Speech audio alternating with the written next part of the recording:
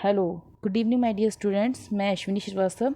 आज हम लोग यहाँ पे टॉपिक लेकर आए हैं फिर से फर्स्ट लॉ ऑफ थर्मोडायनामिक्स से जो इंपॉर्टेंट क्वेश्चंस हैं हर साल पूछे जा रहे हैं एसएससी जेई में और आपके लिए काफ़ी ज़्यादा बेनिफिशियल रहने वाले हैं, तो उसी के बारे में हम यहाँ पर डिस्कस करने के लिए आए हैं। तो डिस्कस क्या करना है कि किस टाइप के क्वेश्चन आते हैं, क्या रहता है पैटर्न पेपर का और किस तरीके से हमें कवर अप करना है, ये सब हम यहाँ पर पढ़ने जा रहे हैं। तो जल्दी जल्दी आते जाइए और आते ही सबसे पहले आप अपने बाकी सभी स्टूडेंट्स को इस वीडियो को शेयर ज़रूर कर दें। शेयर एंड सब्सक्राइब करना बिल्कुल भी नहीं भूलें, ठीक है। जो भी नेक्स्ट वीडियो आपके पास हो आप तक पहुंच सके और आपके एग्ज़ाम्स के लिए क्या हो वो काफ़ी हेल्पफुल बन सके, इसलिए आप इसको शेयर ज़रूर करें और इसको सब्सक्राइब ज़रूर कर लें। चलिए स्टार्ट करते हैं अब हम यहाँ से अपना टॉपिक आज का, ठीक है। तो टॉपिक है हमारा फर्स्ट लॉ ऑफ थर्मोडायनामिक्स और उससे इंपॉर्टेंट जो भी क्वेश्चन हैं जेई में वो पूछे जाते हैं वो चीज़। तब कहते हैं the internal energy is a function of the internal energy of a perfect gas depend on the first temperature, enthalpy and specific heat, b temperature, entropy and specific heat, c temperature only या d option कहता है temperature, pressure and specific heat। अब मैं आपको यहाँ बता दूँ जो आपका इंटरनल एनर्जी होता है, जब भी इंटरनल एनर्जी हम परफेक्ट गैस की बात करेंगे, किसकी बात करें, जब भी हम परफेक्ट गैस के बारे में बात करते हैं तो किसका फंक्शन होता है, u is the function of temperature, only temperature का ही क्या होगा फंक्शन होता है। लेकिन अगर हम ये बात करते हैं कि अगर वो गैस आपकी आइडियल गैस है, ठीक है, तो उस केस में हो जाएगा आपका किस किस का फंक्शन हो जाएगा, इंटरनल एनर्जी फंक्शन ऑफ किसका, वॉल्यूम का एंड टेम्परेचर का फंक्शन होगा यहाँ पर, ठीक है। बात समझिए। तो अब यहाँ पे अगर हम बात करते हैं क्वेश्चन के बारे में कि इसका जो बेस्ट ऑप्शन होगा जब हम बात internal energy function of perfect gas के बारे में पूछेगा तो आंसर राइट हो जाएगा टेम्परेचर ओनली। तो टेम्परेचर ओनली क्या हो जाएगा, इसका राइट आंसर हो जाएगा यहाँ पर, ठीक है। चलिए अब क्वेश्चन नंबर 32 को देखते हैं क्या दिखा रहा है। क्वेश्चन नंबर 32 की बात करते हैं। During an adiabatic process the pressure P of a fixed mass of an adiabatic gas changed by delta P and the volume V changes by delta V, the value of delta V upon V is given by, ठीक है। तो ये पूछ रहा है adiabatic process की बात कर रहे हैं। तो अब आपको पता है एडियाबैटिक प्रोसेस क्या होता है, पीवी की power gamma is equal to constant होता है। अगर हम इसका डिफ्रेंशिएशन करेंगे तो क्या आएगा, पी गामा डॉट वी की पावर -1 ब्रैकेट में डी वी प्लस वी की power gamma into del V is equal to 0, ठीक है। तो जब हम इसे डिफ्रेंशिएशन कर लेंगे तो क्या आ जाएगी इक्वेशन, क्या जाएगी इक्वेशन, पी गामा वी की पावर गामा -1 ब्रैकेट में D V plus delta P और यहाँ क्या जाएगा आपका v की power gamma is equal to 0 हो जाएगा, ठीक है। जब हम इसको सॉल्व करेंगे इक्वेशन को, तो सॉल्व करने के बाद इक्वेशन क्या आ जाएगी अब आपकी यहाँ पर, जैसे हमने सॉल्व किया इसको, तो जब इसको सॉल्व करेंगे तो आएगी D P upon P is equal to क्या जाएगा माइनस का gamma del V upon V, ठीक है। अब इसको हमको क्या पूछा, डेल वी अपॉन वी ही तो पूछा है इसने, क्या पूछा, डेल वी अपॉन वी ही तो आपको पूछा है। जब डेल वी अपॉन वी को आप निकालेंगे तब क्या आ जाएगा यहाँ पर, अगर हम निकालेंगे तो क्या आएगा, del V upon V is equal to हो जाएगा -1 अपॉन गामा और क्या आ जाएगा डेल पी अपॉन पी। तो अब इसमें आंसर कौन सा बन रहा है, इसका राइट आंसर आपका बताइए। तो राइट आंसर इसका क्या बनेगा यहाँ पे, B is A right answer, ठीक है। क्या हो गया, अगर हम डेल्टा वी अपॉन वी की बात कर रहे हैं तो उस केस में बी ऑप्शन क्या हो जाएगा, सही हो जाएगा। एडियाबैटिक प्रोसेस में -1 upon gamma delta P upon P is A correct answer. Clear, यहाँ पे आपको समझ में आ गया होगा। चलिए बहुत बढ़िया। अब नेक्स्ट क्वेश्चन की तरफ मूव करते हैं। क्वेश्चन नंबर 33 क्या कहता है, द एक्सप्रेशन इंटीग्रल 1 से 2 P D V given the measure of work done during, यानी कि ये पे क्या पूछ रहा है, जो आपको वर्क डन दिखा रखा है यहाँ पर पी डी वी का वर्क डन पूछ रहा है। P D V given means ये क्या रिप्रेजेंट करता है work done, steady flow reversible process को, नॉन फ्लो रिवर्सिबल प्रोसेस को, या C option open system and any process बताता है, या डी बोलता है any system and any process. तो अब आपको यहाँ पे सही आंसर इसका क्या करना है, बताना है, ठीक है। तो अब आपको क्या पता होना चाहिए कि सबसे पहले कि अगर हमारा वर्क डन का ये फॉर्मूला होता है इंटीग्रल ऑफ 1 से 2 पी डी वी, तो ये किस केस में होता है, तो ये होता है आपका non flow reversible work done process होता है। कौन सा होता है, non flow work done, non flow reversible work done process होता है, जिसको किस तरीके से लिखते हैं हम, ये साइन। तो इसमें आंसर कौन सा हो गया, नॉन फ्लो, यानी कि बी इज करेक्ट आंसर। ठीक है, अगर स्टडी फ्लो प्रोसेस की बात करता है ओपन सिस्टम में, ठीक है, स्टडी फ्लो की अगर ओपन सिस्टम में बात करेगा तो ये वर्क डन का फॉर्मूला क्या हो जाएगा, work done is equal to, कई बार एग्जाम में ये इनवर्स भी पूछा जाता है, तो minus sign of V D P 1 से 2। तो ये किसके लिए होगा, आपका ओपन सिस्टम के लिए होगा, तो हम इसे ओपन सिस्टम लिख दे रहे हैं। ये आपका किसके लिए होता है, क्लोज सिस्टम यानी कि नॉन फ्लो, क्लोज सिस्टम यानी कि नॉन फ्लो प्रोसेस, और ओपन सिस्टम के लिए क्या हो जाएगा, ये हो जाएगा एनी सिस्टम एनी प्रोसेस। ये तो आप डिफाइन करेंगे किस सिस्टम में किस टाइप का प्रोसेस यूज़ करना है। अगर वो क्लोज है तो क्लोज के इक्वेशंस लगाएंगे, अगर वो ओपन है तो ओपन, आइसोलेटेड है तो आइसोलेटेड की लगाएंगे। ठीक है, अगर कोई भी डाउट है तो आप कमेंट सेक्शन में आंसर ज़रूर करेंगे। और देखिए ये आपके वीडियोस कई सारे सेशंस यहाँ पे कंप्लीट करेंगे। ये जो आपका सेशन है ये 20 क्वेश्चंस का है, इससे पहले वाला सेशन जो था आपका 30 क्वेश्चंस का था। तो सारे वीडियोस आप देखते चलें, क्योंकि आपके क्योंकि एग्जाम्स में ये वीडियोस बहुत हेल्प करने वाले हैं। ओके, चलिए नेक्स्ट क्वेश्चन 34 की तरफ देखते हैं, क्या कहता है, which property is incentive property of the system. तो जैसे कि हमने बताया था लास्ट वीडियो में कि इंसेंटिव और एक्सटेंसिव प्रॉपर्टीज़ कैसे फाइंड करते हैं। जो इंसेंटिव प्रॉपर्टीज़ होती हैं आपकी, वो क्या होती है, एक तरीके से पॉइंट फंक्शन होती हैं। पॉइंट फंक्शन मतलब क्या होती है, इंडिपेंडेंट ऑफ मास होती है, जो मास पे क्या होगा आपका डिपेंड नहीं करेगी। जब वो आपकी वैल्यू मास पे डिपेंड नहीं करेगी तो अब क्या बचे ऐसे 34 में आपका बचेगा स्पेसिफिक इंडिपेंडेंट मास, स्पेसिफिक एंथैल्पी हो गई आपकी। ठीक है, तो इसका आंसर क्या हो जाएगा, स्पेसिफिक एंथैल्पी हो जाएगा। ठीक है, वॉल्यूम क्या होगा, मास पर डिपेंड करेगा। जैसे हम वॉल्यूम की बात करते हैं, स्पेसिफिक वॉल्यूम की बात करेंगे। ठीक है, आपकी क्या होगी, काइनेटिक एनर्जी क्या होगी, half M B square. Entropy की बात करेंगे तो क्या हो जाएगा, आपकी entropy S is equal to क्या होता है एम, अगर हम Q is equal del Q is equal to del S upon del T होता है।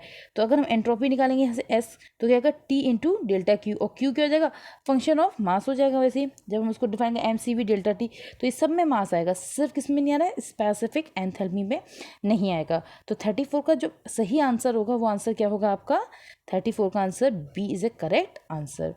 ठीक है, चलिए नेक्स्ट क्वेश्चन की तरफ मूव करते हैं। 35 को नंबर क्वेश्चन क्या कहता है, one of the extensive property of thermodynamic system among guest the following is. इसमें से कौन सा है, एक्सटेंसिव प्रॉपर्टी के बारे में पूछ रहा है कि जो थर्मल प्रॉपर्टी इसमें से कौन सी अदा होगी, प्रेशर, वॉल्यूम, टेम्परेचर या डेंसिटी। तो अभी मैंने आपसे बोला जो मास पे आपकी क्या हो डिपेंड करेंगी वो एक्सटेंसिव कहलाएंगी, जो मास पे डिपेंड नहीं करेंगी वो आपकी क्या कहलाएंगी, वो इंसेंटिव्स कहलाएंगी। ठीक है, तो एक्सटेंसिव क्या हो गया आपका, मास पे डिपेंड करेंगी। तो मास पे डिपेंड कौन करेगा, आपका वॉल्यूम मास पे डिपेंड करता है। ठीक है, तो आपका क्या हो गया इसका आंसर, 35 का आंसर बी हो गया। जबकि टेम्परेचर, प्रेशर, डेंसिटी ये सब आपकी इंसेंटिव प्रॉपर्टीज होती हैं, क्या होती हैं, इंसेंटिव होती हैं, यानी कि इंडिपेंडेंट ऑफ मास होती हैं। क्लियर। 36 नंबर क्वेश्चन क्या कहता है, if two liquid at different temperature are mixed, अगर आप दो डिफरेंट लिक्विड्स के टेम्परेचर को क्या कर सकते हैं, मिक्स करते हैं, then the final temperature of mixture of liquids can be obtained by using. ठीक है, जो आपको फाइनल जो मिक्सचर का जो सॉल्यूशन मिलने वाला है वो कौन से लॉ को वैलिड करेगा, zeroth law, first law, second law और थर्ड लॉ, डी ऑप्शन है।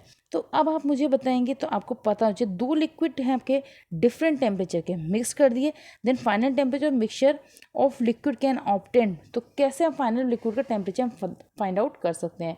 ठीक है, तो बताएं सब लोग, बहुत सारे स्टूडेंट का आंसर जीरोथ लॉ कह रहे होंगे, लेकिन इसका आंसर जीरोथ लॉ क्या है, गलत आंसर है। इसका राइट आंसर क्या है, फर्स्ट लॉ ऑफ थर्मोडायनेमिक्स।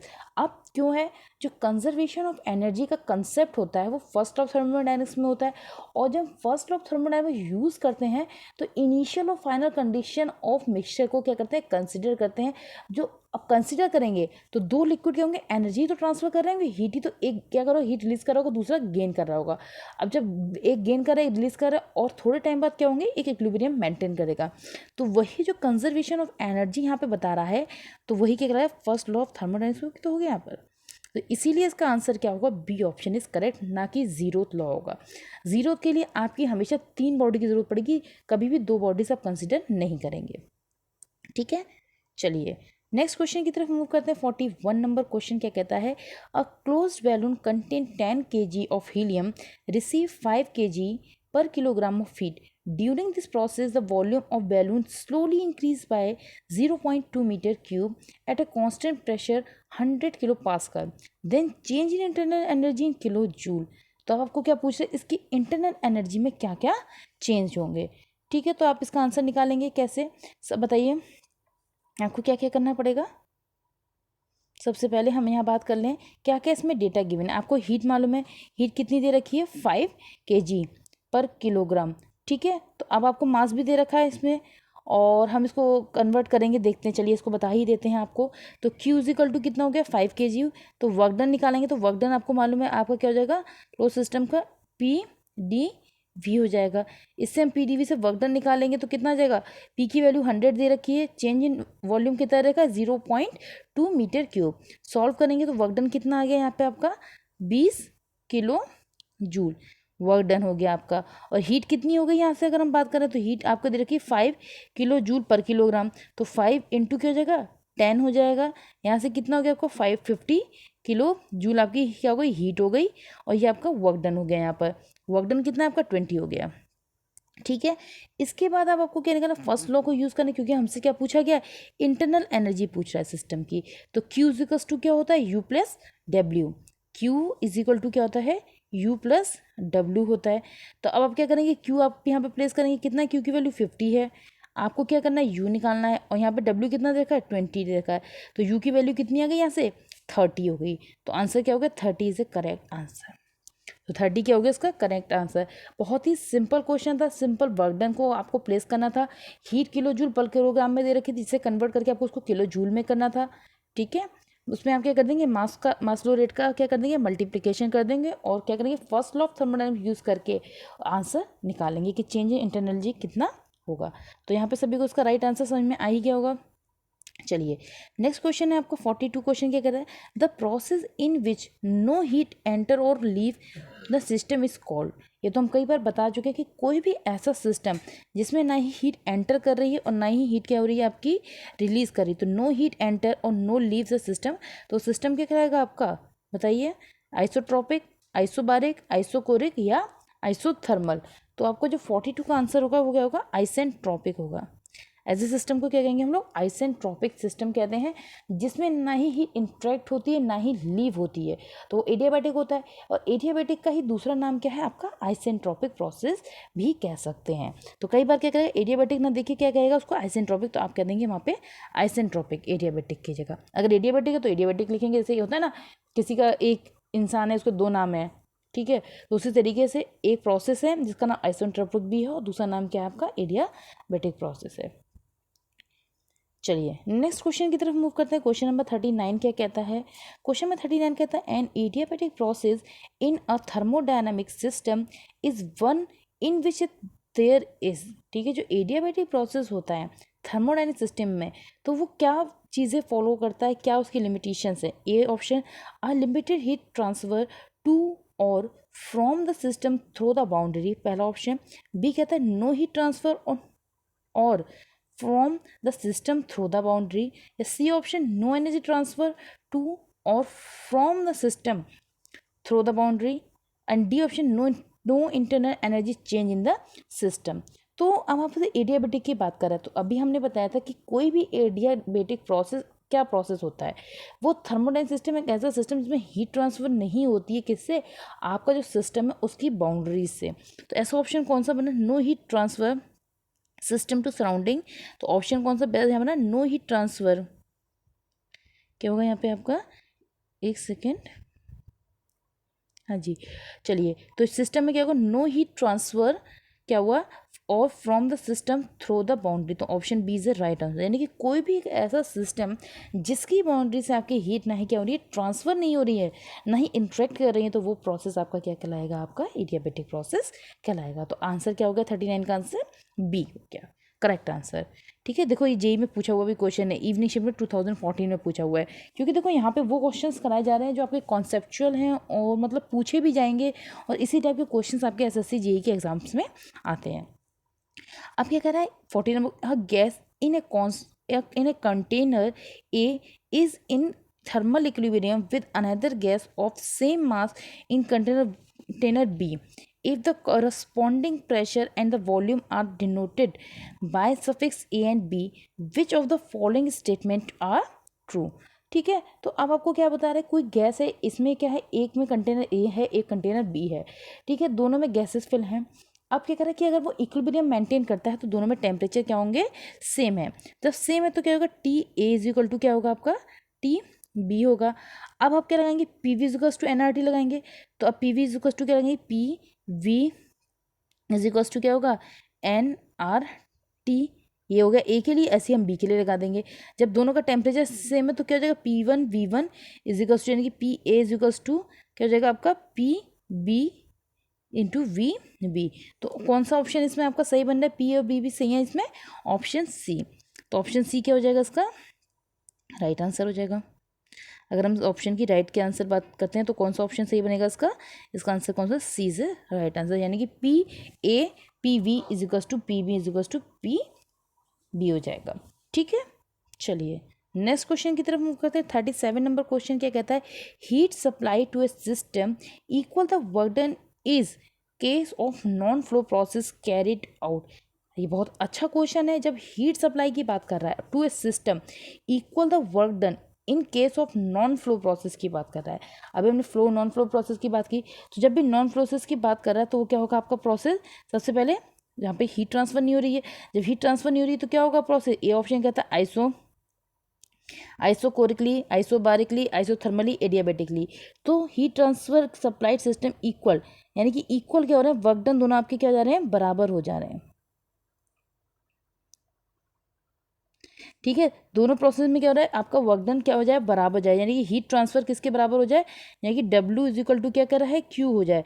तो इस किस प्रोसेस में होता है, तो ये सिर्फ होता है आपको आइसोथर्मल प्रोसेस में। क्या होता है कि जितना आप सिस्टम में वर्क डन करते हैं वो पूरा की पूरा क्या हो जाता है, आपका हीट ट्रांसफर में हो जाता है। जैसे हम लोग हीट ट्रांसफर का जो फॉर्मूला निकालेंगे इसमें या वर्क डन का लगाए, वो दोनों फॉर्मूलेस क्या आ जाते हैं, सेम आ जाते हैं।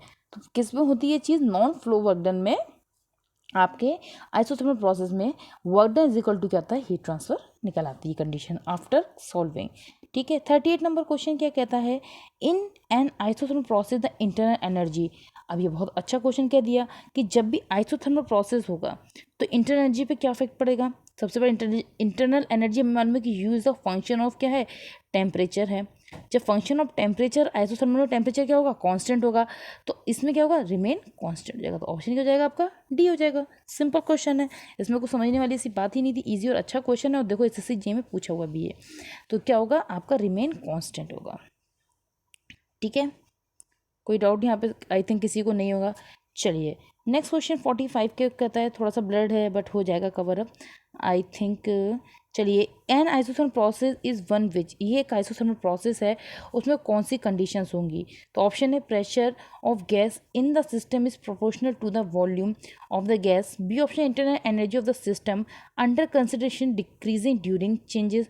सी the heat transfer of the system under considering is zero. या D option the temperature of system under considering remain constant during the change. तो 45 का जो राइट आंसर होगा वो क्या होगा, कई बार हम बता चुके हैं, इसका आंसर क्या होगा आपका, D is A correct answer. क्या हो गया इसका आंसर करेक्ट, आपका D is correct answer. Temperature of the system under consideration remain constant. जब भी हम आइसोथर्मल की बात करते हैं तो टेम्परेचर क्या होगा आपका, कांस्टेंट होता है देन द चेंजेस। ठीक है, चलिए नेक्स्ट क्वेश्चन की तरफ मूव करते हैं। As per the first of thermodynamics, when any system confined within a boundaries carried through the series of operation such that the final state is the same as the initial state. यानी कि पूछा final initial state अगर किसी की same हो जा रही है उस केस में क्या कंडीशंस होंगी। ठीक है, तो सबसे पहला कहता है the net work done is equal to the higher than the net work heat transfer नहीं। अब एक बात बताइए, ये भी वही कॉन्सेप्ट है जो अभी हमने पीछे पढ़ा था, कौन सा कि कौन सा वाला आपका आइसोथर्मल का, आइसोथर्मल की ही बात करेगा यहाँ पे। तो इसलिए क्या कहेगा कि नेट हीट ट्रांसफर किसके बराबर होना चाहिए, आपका हीट ट्रांसफर के बराबर होना चाहिए, किसके according to the first law. जब भी हम फर्स्ट लॉ की बात करते हैं और इनिशियल क्या कहता है, final and initial stage are same हो जाए, फाइनल और इनिशियल स्टेज सेम होंगी तो क्या होगा, चेंज इन प्रॉपर्टी जीरो हो जाएगा। अगर हम इनिशियल स्टेट की बात कर रहे हैं, फाइनल स्टेट में जा रहे हैं और उन सब की प्रॉपर्टीज सेम है, तो चेंज इंटरनल एनर्जी क्या हो जाएगा आपका, जीरो आ जाएगा। और ये दोनों क्या हो जाएंगे आपके, वर्क डन और हीट ट्रांसफर बराबर हो जाएंगे। तो option C is right answer हो जाएगा। ठीक है। 47 क्वेश्चन क्या कह रहा है, in an isothermal process the heat transfer is, जब भी आपका आइसोथर्मल प्रोसेस है तो अभी क्या होगा, सिंपल है, क्वेश्चन में पढ़ने ज़्यादा जरूरी है, equal to the work transfer हो जाएगा। देखो ये आइसोथर्मल वाला कॉन्सेप्ट कितने बार इसने घुमा फिरा के पूछा, यानी कि आइसोथर्मल एसएससी जे के पॉइंट ऑफ व्यू से काफ़ी इंपॉर्टेंट होने वाला है। एक आध मैं वीडियो ऐसे बनाऊंगी जिसमें क्या होंगे कि आपके जो एसएससी में सिलेबस के अंदर कौन से टॉपिक हैं जो बहुत इंपॉर्टेंट हैं और कैसे कैसे उन्हीं को कवर अप करना है, हाईली फोकस्ड करना है उसको। ठीक है, तो ये आप वीडियो मिस नहीं करें, इसके लिए आप ज़्यादा से ज़्यादा अपने फ्रेंड्स को सभी को शेयर करें, क्योंकि ये पूरी तरह से फ्री कोर्स हो रहा है आप लोगों के लिए और आपका पूरा फोर्स कराया जाएगा। देखो ज़्यादा शेयर करोगे, ज़्यादा से सब्सक्राइब करोगे तो उतने ही तेज़ी से हमें क्या कराएंगे, इस कोर्स को कंप्लीट कराएंगे आपके। चलिए, तो अब यहाँ पे हम क्वेश्चन की तरफ मूव कर रहे हैं। 51, an open system is one in which, जो ओपन सिस्टम होता है किस तरीके का होता है, mass does not cross the boundary of the system though energy may do, so neither mass nor energy cross the boundary, both energy and mass cross the boundary of the system। तो इसका answer सबको पता है, क्या हो जाएगा इसका answer, फटाक से लगा देंगे सब लोग। इसका आंसर क्या होगा बताएं, 51 का आंसर कमेंट सेक्शन में। चलिए, सी इज ए राइट आंसर। जब भी ओपन सिस्टम की बात करते हैं, एनर्जी और मास दोनों क्या होंगे, बाउंड्रीज को क्रॉस कर देंगे। अगर क्लोज होगा तो क्या होगा, सिर्फ एनर्जी क्रॉस करेगी लेकिन मास क्रॉस नहीं करेगा। और आइसोलेटेड में क्या होंगे, दोनों ही क्रॉस नहीं करेंगे, ना ही एनर्जी ना ही मास क्या करेगा, बाउंड्री को क्रॉस नहीं करेंगे, ना ही इन होंगे ना आउट होंगे। और 52 कहता है, neglecting change in the potential and kinetic energies the shaft work during a steady flow process is given. ठीक है, अब क्या कह रहा है, बहुत अच्छा सा क्वेश्चन है, ये शाफ्ट वर्क के बारे में बात कर रहा है। और शाफ्ट वर्क भी कैसा है, पोटेंशियल एंड काइनेटिक एनर्जी को नेगलेक्ट कर दिया है। तब पूछा शाफ्ट वर्क क्या होगा, स्टडी फ्लो के लिए। तो स्टडी फ्लो के लिए सिंपल सी बात है, आपको पता होना चाहिए वो क्या होता है आपका, PDV is the right answer. तो क्या होगा, पीडीवी ये आंसर होगा। वीडीपी क्या होगा आपका, ओपन सिस्टम के लिए हो जाएगा। एसटीडी कुछ नहीं होता, टीडीएस कुछ नहीं होता, ये तो कुछ होते ही नहीं, तो ये तो होंगे ही नहीं दोनों ऑप्शन। तो आपका आंसर क्या हो गया, ए इज ए करेक्ट आंसर। ठीक है। 50 नंबर क्वेश्चन क्या है, एंथैल्पी इज कैलकुलेट बाय, जो एंथैल्पी होती है उसको हम किस तरीके से कैलकुलेट कर सकते हैं। ऑप्शन ए क्या कहता है, sum of internal energy in the product of pressure and density. तो मैं आपको यहाँ पे पहले एक चीज़ बता दूँ, एक इम्पॉर्टेंट चीज़ है वो यहाँ पे हम बताते हैं कि जब भी हम किसकी बात करेंगे, क्या नाम है आपके इंटरनल सॉरी एंथैल्पी की, तो एंथैल्पी क्या होता है, H इज इक्वल्स टू क्या होती है, U प्लस PV। ये आपको माइंड में रखनी पड़ेगी। अगर ये कहीं दे रखा है तो वो ऑप्शन सही होगा। तो देखते हैं कौन सा ये, तो पहला तो नहीं है, दूसरा कह रहा है सम ऑफ इंटरनल एनर्जी, पहले sum of internal energy product of pressure and volume. तो इसका जो राइट आंसर हो गया वो क्या राइट आंसर हो गया, B is A right answer हो गया, क्योंकि H इज इक्वल्स टू क्या होता है, U प्लस PV, यानी कि internal energy plus product of pressure and volume is a right answer. ठीक है, ओके। तो अभी हमारा क्या है, ये आज का लास्ट 2 क्वेश्चन हैं। इसके बाद एक और नेक्स्ट हम सेशन बनाए, देखो सब एक है थर्मो के, एक एक हम क्या करेंगे, पॉइंट्स को कवर करें, मतलब एक एक जो आपके टॉपिक हैं उनको कवर करें कि आपका पहले एनर्जी है, फिर आपके पास फर्स्ट लॉ है, फिर आपका सेकंड लॉ है, उससे रिलेटेड इंपॉर्टेंट क्वेश्चंस हैं। तो ये क्या सेशन टू सेशन हम 30 टू 25 क्वेश्चन जो इंपॉर्टेंट उनको लेके कवर अप कर रहे हैं। चलिए, 48 नंबर क्वेश्चन कहता है, the area below the PV diagram of non flow process present. जो एरिया होता है PV डायग्राम में वो नॉन फ्लो प्रोसेस के लिए किस तरीके से होता है। तो आपको मालूम होगा कि ये PV एक्सिस ये आपको दिख रहे हैं यहाँ पर, तो इसमें जब भी हम एरिया निकालते हैं किस पे, V एक्सिस पे जो होता है वो क्या कहलाता है आपको, वर्क डन कहलाता है। क्या कहलाता है आपको, वर्क डन कहलाता है। लेकिन अगर हम उसे P एक्सिस पर ले लें, अगर उसी की हम बात कर लें किस पे, P एक्सिस पे बात करें कि अगर हम इसमें कंसिडर करें तो वो होता है आपका हीट ट्रांसफर। तब क्या हो जाएगा आपका हीट ट्रांसफर। तो कभी कभी पूछ सकता है कि अगर V एक्सिस पर है तब क्या है और P एक्सिस पर है तो क्या है। तो वर्क डन याद करेंगे, वर्क डन कब होगा, V एक्सिस पर एरिया कवर करेंगे तब, और अगर P पे करेंगे तो वो क्या हो जाएगा आपका, वर्क डन हो जाएगा। ठीक है, चलिए last question, the efficiency of Carnot cycle depends on. तो हमने पढ़ा द एफिशिएंसी होती है कार्नोट की किस पे डिपेंड करती है, 49 नंबर क्वेश्चंस में हमने लास्ट टाइम भी पढ़ा था, तो temperature of limits of working fluid, जो टेम्परेचर होता है किसका, सोर्स और सिंक का होता है, उस पे एफिशिएंसी डिपेंड करती है। क्योंकि जो हमारी एफिशिएंसी होती है कार्नोट की, वो क्या होती है, 1 - T lower upon T higher होती है। ठीक है, तो ये आपके क्या हो गया, अभी क्वेश्चन हम यहाँ पे कंप्लीट करा रहे हैं। तो इसके लिए आप लोगों को कंप्लीट हो गया अभी यहाँ का सेशन। आप लोग सबसे पहले क्या करेंगे, यहाँ से जाने के बाद, क्लास ओवर होने के बाद, सबसे पहले सभी स्टूडेंट जाके सबसे पहले क्या करेंगे, यहाँ पर सब्सक्राइब करेंगे, चैनल को सब्सक्राइब करना है, और क्या करना है, लाइक करना, और बाकी सभी को शेयर करना है, अपने फ्रेंड्स को शेयर करना बिल्कुल नहीं भूलें। लाइक, सब्सक्राइब, शेयर ज़रूर करें क्लास को। ठीक है, थैंक यू क्लास।